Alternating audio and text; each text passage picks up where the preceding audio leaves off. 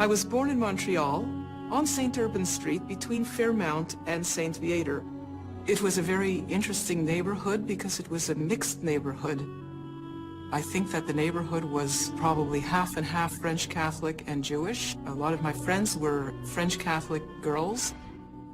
I think that the tensions in the neighborhood between the French Catholics and the Jews, probably people didn't experience associating with each other enough to appreciate each other's religions.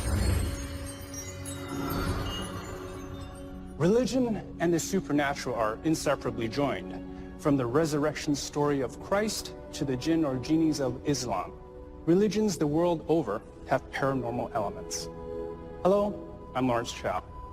Today we'll explore the links between faith and the supernatural as we meet Sarah and Shweta, two women who tell of ghostly encounters that had everything to do with their religion. Sarah believes that two faiths collided in a supernatural standoff in the home where she grew up. When her Jewish family moved into an old house in Montreal, they never imagined it might be haunted by an anti-Semitic ghost. My mother has often said that she didn't like that house from the minute she walked in. She never really said why, but she said that she never would have picked it herself. My father made the decision to rent the house. There were pictures of saints taped to the walls. My brother walked around the house and saw pictures of the saints. And he said, "Oh, look, Mummy, rabbis." So it was a bit humorous for her. They took the pictures down quite quickly because my parents were very, very religious, and the Jewish religion didn't dictate to have pictures of saints on the walls. I was sitting on the floor in my brother's room, coloring. That was one of my favorite pastimes. My mother was in the kitchen. I heard her say, "Oh, not again," just in that way. I looked up to the doorway of my brother's bedroom, and I saw what looked like the shadow of a man. A tall man, dressed complete with a hat. He was slender. He looked gray and a bit see-through. I knew that I was alone in the house with my mother at the time, so it was a little strange. And then I saw on the wall what looked like a rectangle of light. I had never seen that before, and I was curious about it. I thought at first maybe it's a reflection from something, but there was no mirror to reflect that patch of light onto the wall. I put my hand over this patch of light to make a shadow on it, and there was no shadow.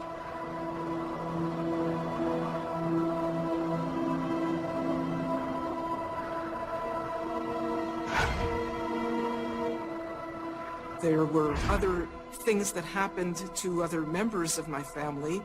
My brother came home from school one day, and he reported that when he opened the door, it felt as if the pressure of a cold hand came onto his hand. He pulled away and ran to my grandmother's house about 5 blocks away.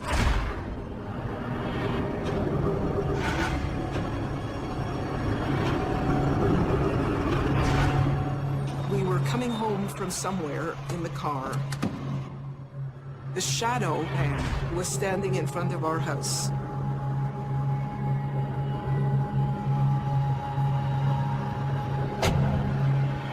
My father said, "We're not leaving the car for a very, very long time."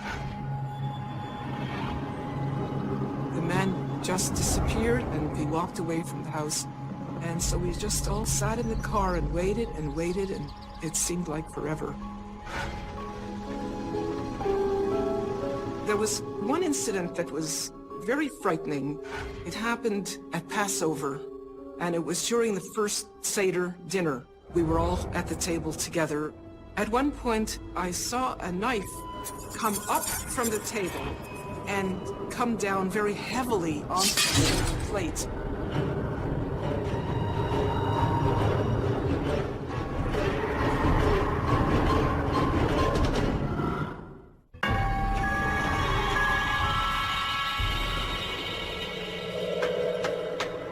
My father was a very religious man. He never, ever discussed the occult. When I once spoke to him about astrology, he said it was just a bunch of hogwash, don't even pay attention to that. There was one incident that was very frightening. It happened at Passover, and it was during the first Seder dinner. The Seder is a night when parents explain to their children the history of what happened to the Hebrews during the time of Exodus.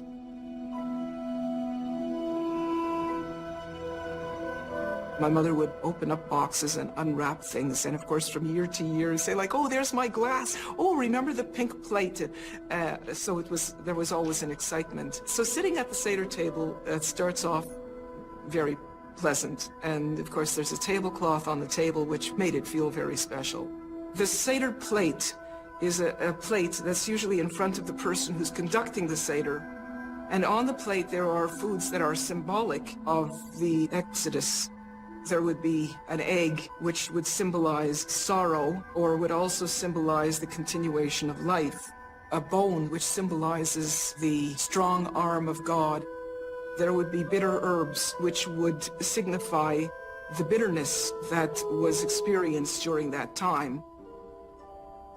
So this Seder plate was sitting in front of my dad.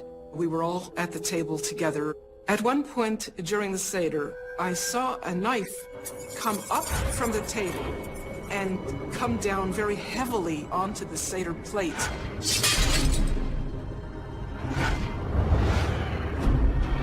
Very strange indeed, but not as frightening as my father's reaction to what happened. He paled and said, "Satan is in this house," which meant Satan is in this house. Did the gray man have anything to do with the breaking of that Seder plate? Was he a ghost who had a problem with this traditional Jewish dinner with prayers and songs happening in what he considered his home? My father's reaction was probably the most frightening thing, and more frightening than the Seder plate breaking in half. Years later, when I was 12, we moved from that house. My brother and I went in to look, to make sure that we didn't leave anything. And when he reached to the light switch to turn the lights off, they went off by themselves. So we just, looked at each other, how strange. And in retrospect, I'm thinking that maybe that was the gray man's way of saying goodbye. When we moved away from that house, I moved away from Montreal, so I didn't pass it very often. But my brother told me that there was a for sale sign, a for rent sign on it. And the for rent sign, it kept coming up every year or so. And the for rent sign, it kept coming up every year or so. He said people just move in and move out. And I guess I wasn't really surprised. One has to wonder if the subsequent tenants of Sarah's childhood home were Jewish as well. And if so, would they also have stories about the gray man? Our theological expert, Dr. David Reed, tells us that Western culture doesn't generally believe the dead can communicate with the living. But from an Eastern perspective, the deceased don't only communicate, they also convey their wishes, attitudes, and even prejudices. In this case, the prejudice would seem to be against Judaism. Whatever the gray man was, in Sarah's eyes, he certainly seemed to pose a threat to the religious sanctity of her home. Now, Shweta grew up in India, in a mansion that housed 10 to 15 families who lived communally. As a young girl, she always had lots of playmates, but she still found herself all alone and scared out of her wits many nights, because Shweta, a devout Hindu, had some horrifying experiences that convinced her she was the focus of a struggle between her gods and a very evil ghost.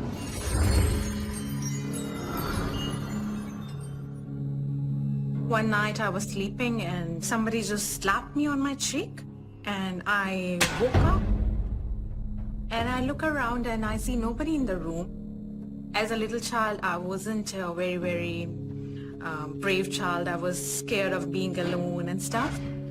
I am just speaking my God's name and whatever I can think about, and I just want to go back to sleep. Next morning, I talked to everybody in the house and all the children around if they have done any mischief with me or something, but nobody even know about that thing. And there was a slap for sure because my face was red in the morning, yes.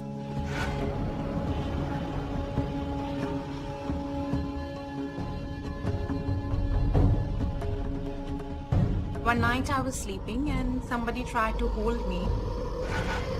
The hold was very strong. It was somebody hold you from your shoulder back up and you cannot move. The grip when he holds me from the shoulder right up here is so strong that I cannot even use my hand. My feet doesn't move, nothing moves, and I'm just trying to get rid of that thing.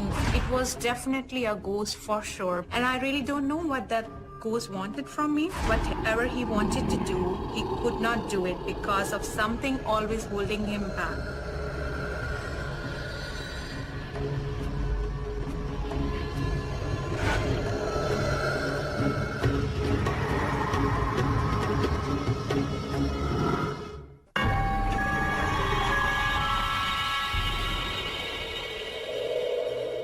We used to have a lot of kids in the building. We used to play together.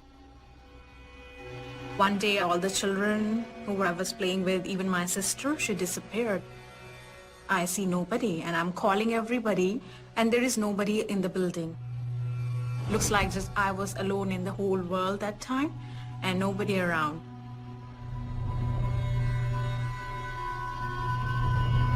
When I just turned, I see like Lord Krishna and Radhaji standing in front of me.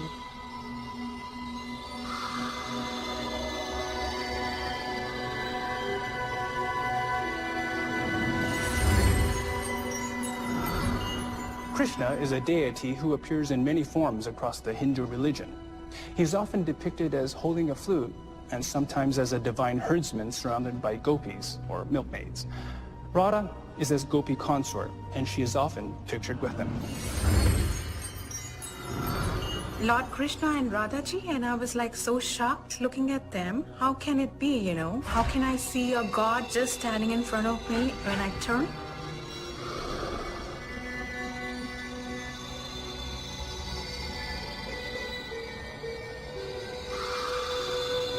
His color is not as our color. His color is bluish color. There is no man in the world which has that color other than Krishna does. I was speechless at that time, figuring out what's happening. They just smiling at me, both of them, Radhaji and Krishnaji. The Lord is talking to me and he says, "You can take our flute if you like to play with the flute, and this is just for you. We just brought it for you." He offered me a flute like that, and it was so close to me. It was just standing just across, like how would you stand with anybody having a conversation. I have never seen that kind of flute which he was holding in his hand. It was gold color. It has some jewelry attached to the flute. I refused to take the flute. I nod my head. But he said, "You don't have to be afraid. We can play with you if you like." But as a child, I was so scared to take any flute. I just refused to take the flute from him. They thought maybe I'm getting scared or something. Then Radhaji said, like, you know, "Krishnji, we have to go." They just walked and I followed them and calling them by name, "Just stop, I want to talk to you." Maybe they had to go. It was the best time they want to go back. I searched the whole house and they were nowhere to be found after that. And I asked everybody, where was everybody? You know what? Lord Krishna came and where were you hiding, everybody? Are you guys crazy? Where did you go? And they said, "Are you crazy? Where did you go?" And this was like such a strange incident. Like they're asking me, where did I go? I was always there, and they were asking me, why would Lord Krishna come to you? I said, I have no idea why he came to me, but he was here in front of our door in our house, and I saw Lord Krishna and Radhaji. I was totally in a shock for a couple of hours after that thing happened to me. Shweta says Krishna made her feel happy and protected, not like the frightening shadow ghost. But as an adult, she discovers she has to deal with her childhood fears once more. When I moved from my home in India to Canada, I thought this was the end of the ghost, but the ghost thing never stopped. When I came to Canada, the shadow, it again followed me here. After moving to Canada after a couple of months, I experienced the same thing here as well. Now it happens so many times that if immediately that thing touches me, I have so strong feeling of his touch that I would recognize it right away. I cannot speak, I'm speechless. Somebody's holding my speech back. I just wanted to get rid of the thing touching me. I thought like, I'm dead, maybe he wants to kill me, suffocate me or something. And I just immediately saw this man who looks like half dog, half man. It was definitely the shadow for sure. This ghost followed me everywhere. Literally, he had no face to describe, It was a dog face, a demon face, and just totally black. And he took just round circles of me like so fast. And I just stand and I close my eyes like this, and that's it. And those things just vanishes, Then I just see a cross feed of Lord Krishna.